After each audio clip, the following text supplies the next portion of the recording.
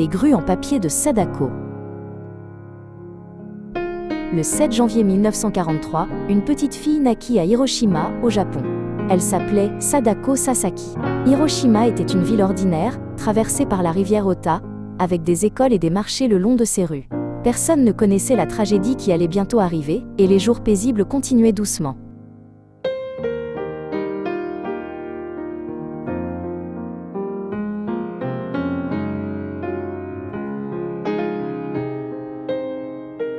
À 8h15, le 6 août 1945, une bombe atomique explosa au-dessus de Hiroshima. Sadako, qui avait alors 2 ans, se trouvait chez elle, à environ 1,6 km de l'hypocentre. En un instant, un éclair aveuglant et une onde de choc puissante balayèrent toute la ville. Hiroshima fut réduite en ruine en un seul moment et d'innombrables vies furent perdues.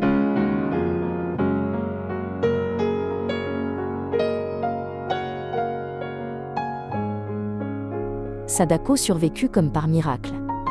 Elle ne fut pas gravement blessée au moment de l'explosion et sembla grandir en bonne santé.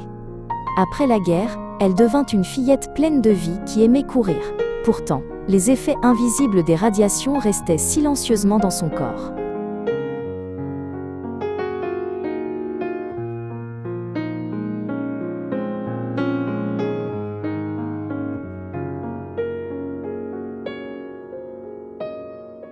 Après la fin de la guerre, Hiroshima commença lentement à se reconstruire. Des écoles furent rebâties sur les ruines et les enfants retournèrent en classe. Sadako fréquentait l'école primaire de Noboricho et rêvait de devenir athlète de course. Elle montra un grand talent pour la course et représenta son école lors de compétitions.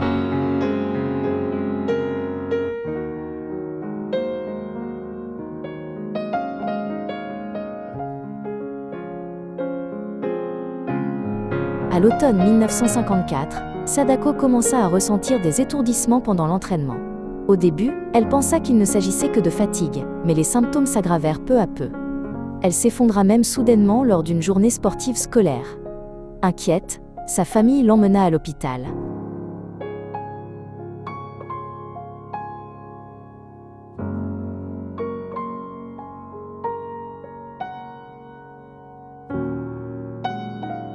En février 1955, Sadako fut diagnostiquée d'une leucémie à l'hôpital de la Croix-Rouge de Hiroshima. La maladie était étroitement liée à l'exposition aux radiations de la bombe atomique.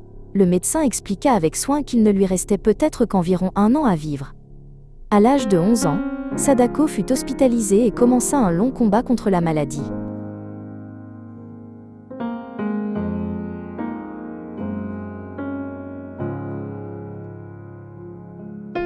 Les journées de Sadako s'écoulaient calmement sur son lit d'hôpital.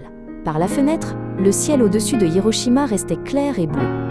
Dans la salle, on entendait les faibles gémissements d'autres enfants malades. Sadako souhaitait de tout son cœur courir à nouveau dans la cour de l'école.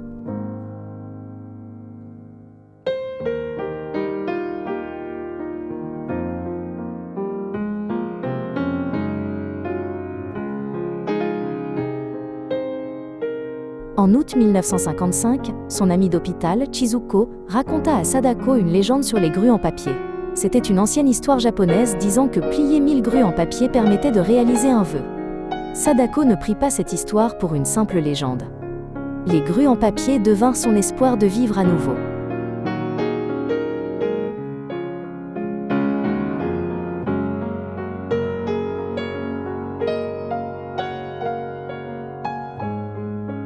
Tenant une feuille de papier doré, Sadako plia soigneusement sa première grue en papier.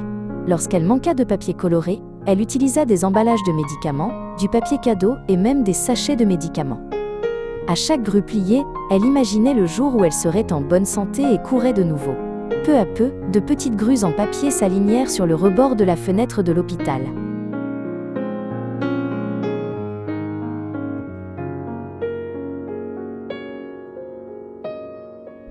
Alors que le corps de Sadako s'affaiblissait, ses mains ne cessèrent jamais de plier des grues. Pendant qu'elle pliait, elle pouvait oublier sa douleur et sa peur pendant un court instant. Les amis et la famille qui lui rendaient visite observaient sa persévérance en silence. Chaque petite grue portait le courage d'une fillette qui refusait d'abandonner.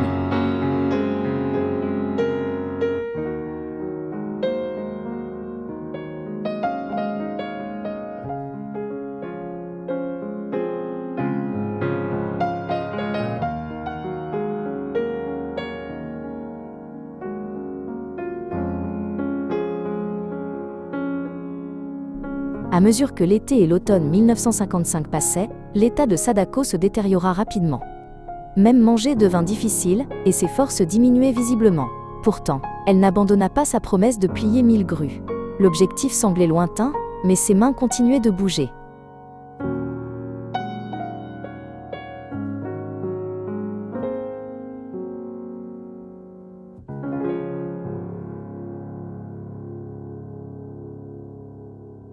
Le souhait de Sadako s'élargit peu à peu au-delà d'elle-même. Elle espérait que les autres enfants de l'hôpital guériraient eux aussi. Elle souhaitait qu'aucun enfant n'ait plus jamais à souffrir à cause de la guerre. Les grues en papier devinrent un message de paix, au-delà d'une prière personnelle.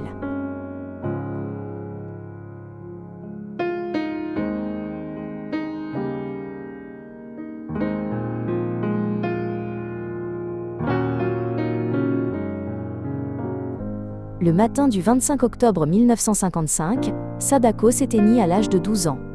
Entourée de sa famille, elle ferma doucement les yeux sur son lit d'hôpital. Les témoignages diffèrent sur le nombre de grues qu'elle plia, avec des chiffres comme 644 ou 1000. Mais plus important que le nombre, fut le cœur paisible qu'elle laissa derrière elle.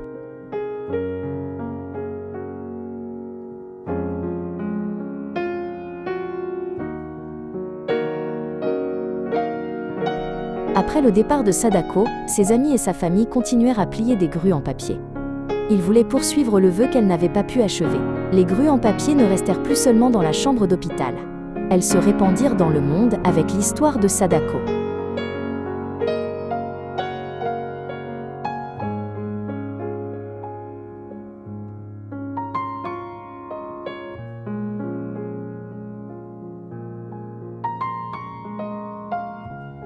Le 5 mai 1958, le monument de la paix des enfants fut construit dans le parc du mémorial de la paix de Hiroshima. Il fut érigé pour honorer tous les enfants, y compris Sadako, mort à cause de la bombe atomique. Au sommet du monument se dresse la statue d'une fillette tenant une grue en papier. Encore aujourd'hui, d'innombrables grues en papier arrivent en ce lieu du monde entier.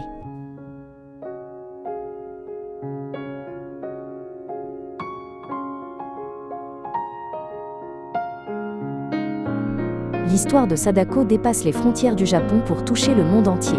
Sa vie est racontée dans des écoles, des bibliothèques et des programmes d'éducation à la paix. Les grues en papier devinrent un symbole de paix et d'espoir contre la guerre. L'histoire d'une seule fillette née à Hiroshima devint un message pour toute l'humanité.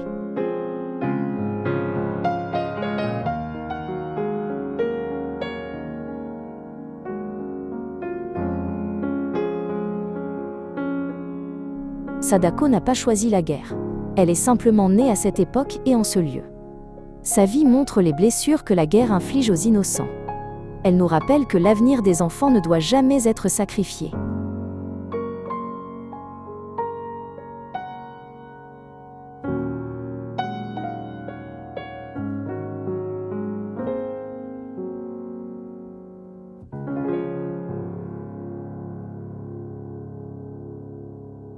Encore aujourd'hui, des personnes du monde entier plient des grues en papier dans l'espoir de la paix. Chaque grue porte le nom de Sadako et la mémoire de Hiroshima. Les grues en papier sont une promesse de se souvenir du passé tout en vivant le présent. Elles sont un serment silencieux mais clair vers un monde sans guerre.